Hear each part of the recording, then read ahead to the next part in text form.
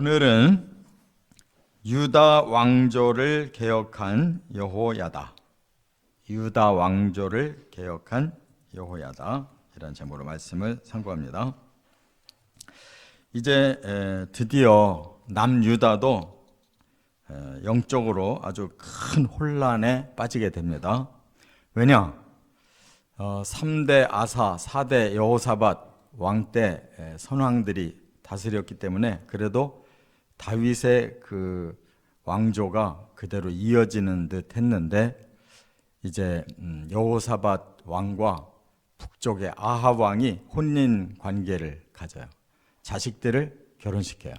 여호사밧의 아들 요람, 그리고 또 북쪽은 아합과 이세벨의 딸 아달랴를 결혼시킴으로써 남유다에 이제 잘못된 씨가 들어온 거죠.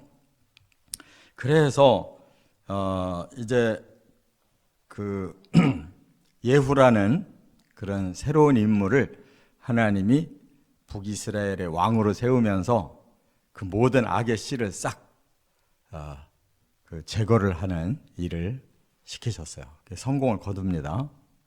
그런데 문제는 이제 그 남유다에 새로운 이제 격동이 일어나는 거예요. 아직 남아있기 때문에 씨가 누가? 아달랴가 남아있잖아요. 그래서 이 아달랴라고 하는 여자가 얼마나 또 이세벨처럼 악독한지 자기 아들이 갑자기 그 외삼촌을 부상당했다고 병문안을 간 거예요. 북이스라엘로. 그래서 이스라엘 별궁에 함께 있다가 두 왕이 예후에게 같이 죽게 되잖아요. 그래서 남유다에 이제 왕이 없어진 거예요. 그 왕을 세워야 되는데 갑자기 아달랴가 야심이 일어난 거예요.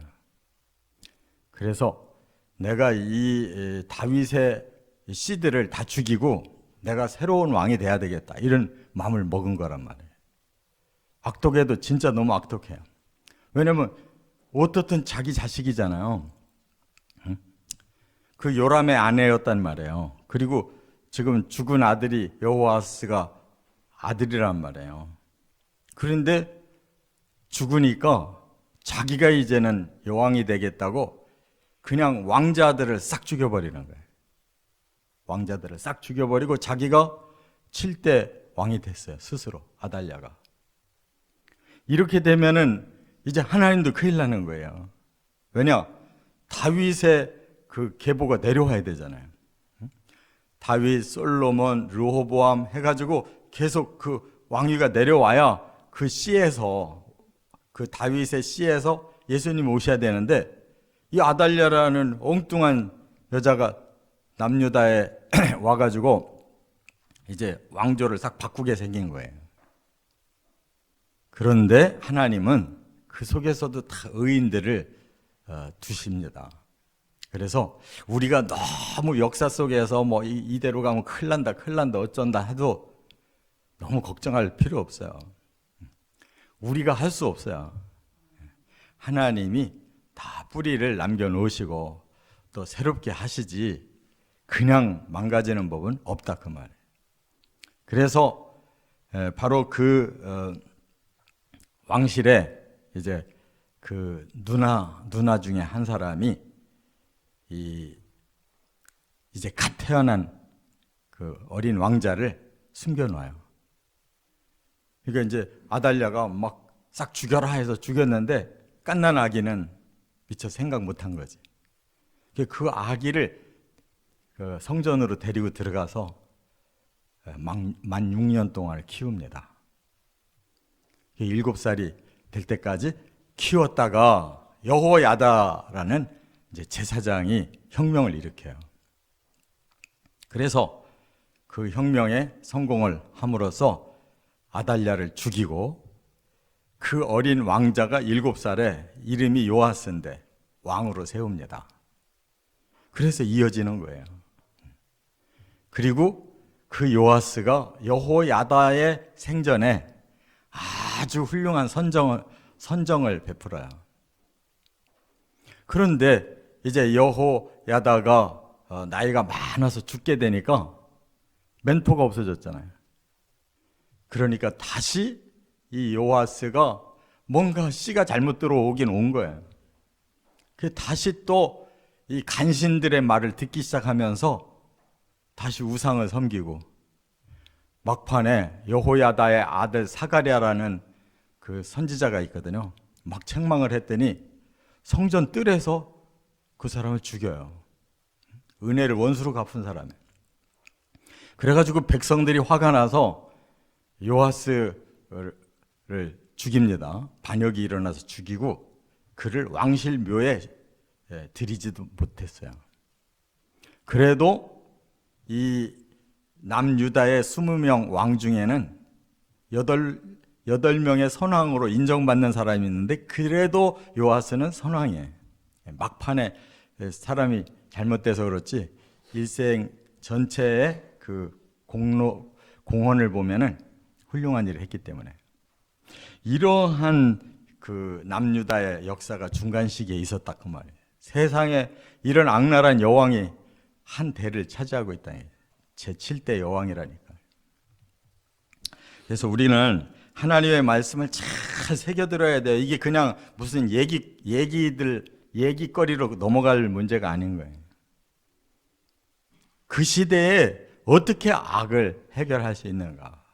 오늘 이 시대에도 모든 것이 다 불가능해 보여도 하나님은 의인들을 통해 또 일을 시작하시고 계시다는 거예요. 우리가 바로 그 의인의 편에 서려고 하는 마음이 신자들이 점점 많아지면 다시 세상이 바뀌는 거예요. 할렐루야. 자, 첫 번째, 오늘 읽은 이제 열왕기하 11장인데요. 11장 1절부터 16절까지 보면 유다 왕조의 위기와 여호야다의 혁명 성공이 여기 나타나요. 자, 아까도 말씀드린 것처럼 이 아달랴라고 하는 여자가 아합과 이세벨의 딸인데, 이 여호사밧 아들 요람하고 결혼해가지고 이 왕후가 됐단 말이에요. 그런데 이제 그 요람 왕이 죽고 그 아들 아하시야가 이제 왕이 됐는데, 겨우 1년 왕 된 사람이 자기 외삼촌 만나러 북이스라엘 갔다가 예후에게 죽임당하니까, 왕이 된 사람이 1년 만에 죽으니까 나라가 큰 이변이 생겼잖아요. 그래서 바로 아달랴가 그렇게 다 왕자들을 죽이고 이제 자기가 직접 왕이 돼서 오히려 더 악랄하게 이제 이방신을 섬기는 16년 동안 왕위를 했는데, 그냥 여호와를 아예 버렸어요. 그리고 바알과 아세라 신을 이렇게 섬기는 세상을 만들어 놨단 말이에요. 그런데 아까도 말씀드린 것처럼 너무나도 기적적으로 갓난아기 왕자 한 사람을 살려서 성전 안에 숨겼는데, 그 시대의 성전은 말하자면 솔로몬 성전이에요. 그러니까 굉장히 성전이 크고 뭐 방도 많고 하니까 미처 성전 안에까지 이제 그 아달랴는 생각을 못했겠죠. 성전을 거의 사용하지 못하게 만들고 하니까 그냥 그 속에 아기를 키울 수가 있었던 거예요. 그러니까 한 여인이 자기가 죽을 수도 있는데 용기를 내서 큰 일을 해냈잖아요. 성경에 보면 그런 여자들이 많아요. 이 하와와 같이 범죄를 앞장선 여자도 있지만, 많은 그 여자들 중에는 이렇게 남자들이 다 타락했을 때에도 오히려 여장부들이 나타나서 이렇게 큰 일을 한 사람들이 있고, 때로는 뭐 이름도 없는 무명의 여자들이 정말 그 시대에 큰 일 한 사람들도 있다 그 말이에요. 거기에다가 이제 때가 딱 되니까 여호야다라는 제사장이 나서서 혁명을 일으키는데, 이것도 보통 일이 아니잖아요. 지금 완전히 그 아달랴라고 하는 여왕이 이제 여호와 버리고 바알 아세라 신을 아주 본격적으로 섬기고 나라를 뒤집고 있는데 여호야다는 제사장이잖아요. 그러니까 이제 완전히 뒷전에 물러난 이러한 사람인데 하나님께서 그에게 강하게 사명감을 불러일으키시고 목숨 걸고 혁명을 일으키도록 하나님 힘주시니까 그가 제사장들을 레위인들을 전국의 사람들에게 다 알려가지고 이 실상을 밝혀요. 이 안에 왕자가 계시다 이거지. 그러니까 아무리 세상은 잘못된 것 같아도 우리 다시 이 왕조 시작해야 된다. 그리고 이제 왕실의 그 말하자면은 군대가 있잖아요. 아달랴의 친정 체제인데도 불구하고 왕실에 의로운 군인들이 많이 있는 거예요.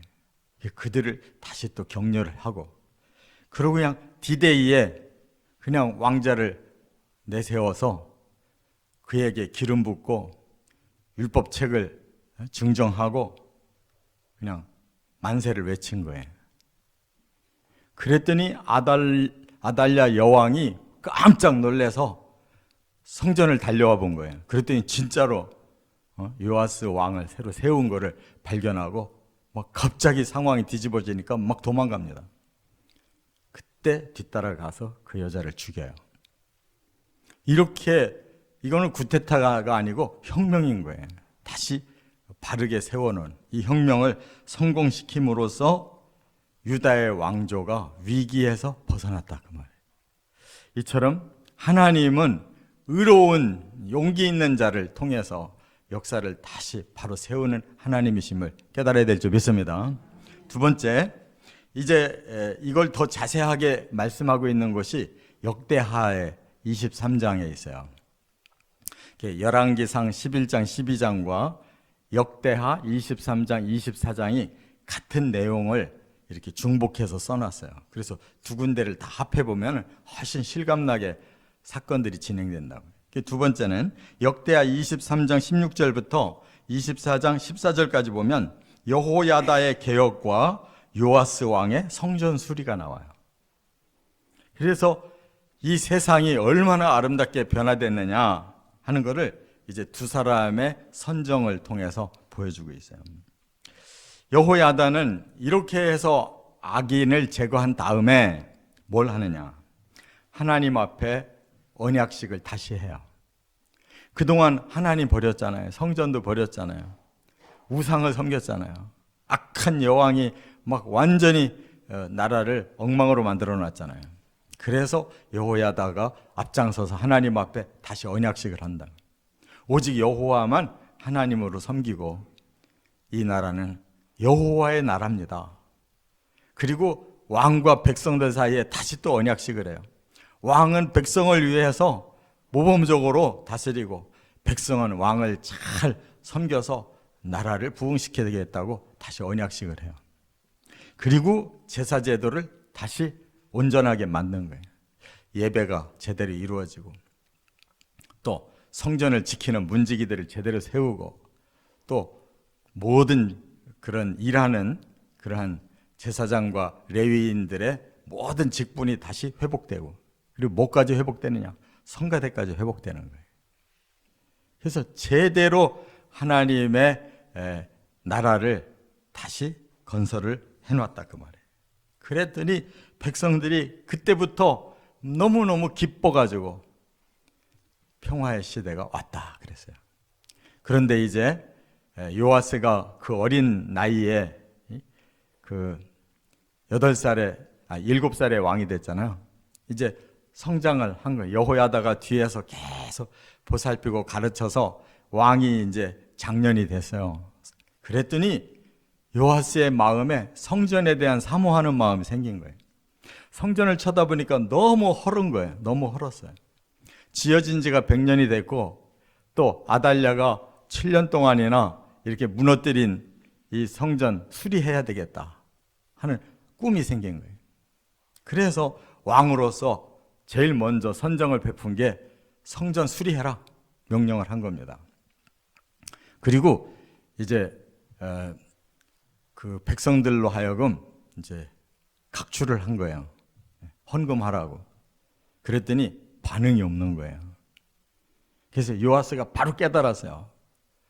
그래서 그 사람이 아주 지혜로운 헌금 방법을 만들었는데 그게 바로 우리도 사용하고 있는 헌금함 제도예요. 헌금함 제도. 백성은 막 조세를 이렇게 할 수 있는 명령권이 있잖아요. 근데 헌금을 조세하듯이 하니까 안 나는 거예요, 백성들이.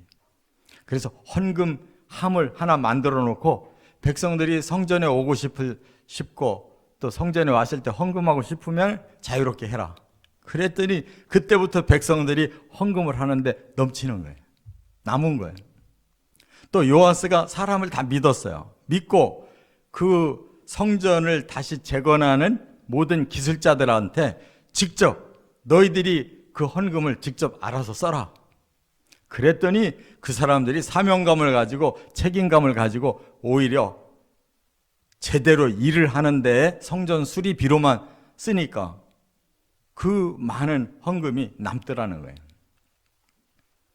그러니까 여기서 우리가 원리를 깨달아야 돼요. 그냥 무조건 하나님 앞에 헌금해라 막 이런저런 방법을 막 해가지고 인위적으로 하는 건 헌금이 아니다. 하나님도 원하지도 않고. 그거는 국가에서나 그렇게 하는 조세제도지 하나님 앞에서는 자원의 예물이 돼야 되는 거예요. 틀림없이 헌금함을 가지고 해야지 옛날처럼 앞에다가 그냥 그 사람 앞에다 들이밀고 헌금하라고 하는 거는 비성경적인 거예요. 이 시대에도 벌써 그렇게 했단 말이에요. 할렐루야. 마음에 우러나서 작은 것이라도 드리는 게 헌금이지 할 수 없이 많은 걸 드렸다고 헌금 되느냐? 아니에요. 이렇게 여호야다의 개혁과 요아스의 성전 수리를 통해서 나라가 완전히 제자리로 돌아왔다 그 말이에요. 끝으로 세 번째는 역대하 24장 15절부터 27절까지 보면 여호야다의 죽음과 요아스 왕의 타락이 여기 나오고 있어요. 여호야다가 대제사장이 되어서 이제 영적으로 그 나라를 잘 떠받들고 있으니까 나라가 아주 태평성대가 됐는데 역시 나이가 들어서 죽었어요.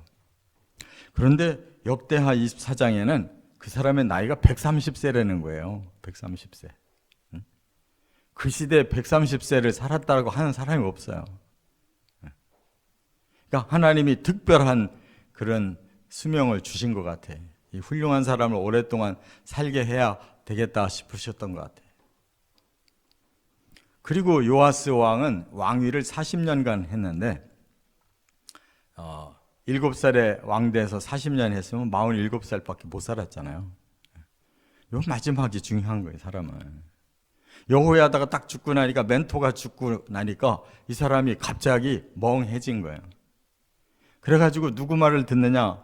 이제 그 자기 신하들의 말을 듣는데 신하들도 훌륭한 신하들이 있을 거 아니에요. 그 사람들 말을 들으면은 뭔가가 힘들어지니까 자꾸 간신들 말을 듣는 거예요. 쉽게 정치하라고 자꾸 꼬드기는 간신들의 말을 들으니까 어디로 다시 돌아갔느냐? 우상숭배로 다시 돌아간 거예요. 그래서 다 없어진 우상을 다시 세우는 거예요.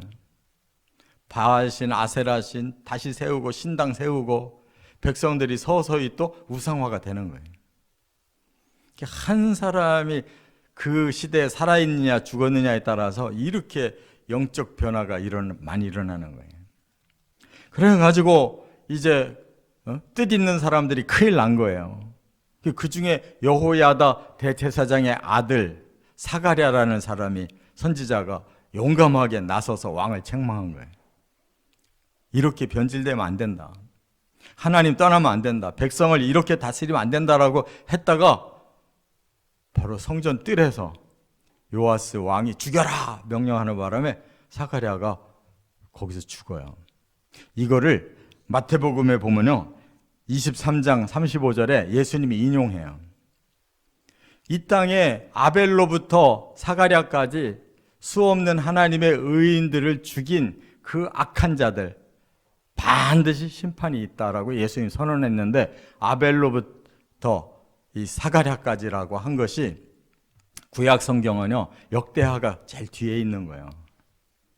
역사적으로. 그러다 보니까 죽은 그 의인들이 제일 먼저 죽은 사람이 아벨이잖아요.